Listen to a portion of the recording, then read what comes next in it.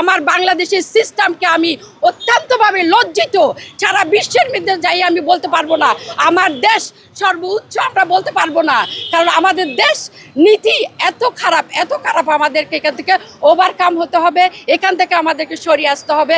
দেশের জন্য, আমাদের জনগণের জন্য অন্য কিছুভাবে যে রিকভার করা যায় এটা চিন্তা করতে হবে। মাননীয় প্রধানমন্ত্রী তারেক রহমান যে জিনিসটা করছে সেটা হলো ব্যাংক যে লুটপাট করলো, যেমন আমাদের এস আলম, সাইফুর রহমান জাবেদ, সাবেক ভূমিমন্ত্রী, উনি, আমি নামগুলো নাই বললাম, যারা টাকাগুলো নিয়ে গেছে তাদের কিছু প্রপার্টি তো বাংলাদেশে আছে, সেই প্রপার্টিগুলো এই ব্যাংক কর্মকর্তারা বসে বসে বেতন নিচ্ছে, ওনারা ওই টাকাগুলো আদায় করছে না।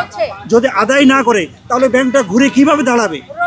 এখন আমার একটা অনুরোধ হলো, এই যত স্টাফ আছে তারা বোনাস পাচ্ছে, বেতন পাচ্ছে, তারা যেন ঋণগুলো আদায় করে। বাংলাদেশে ওনাদের পর্যাপ্ত প্রপার্টি আছে।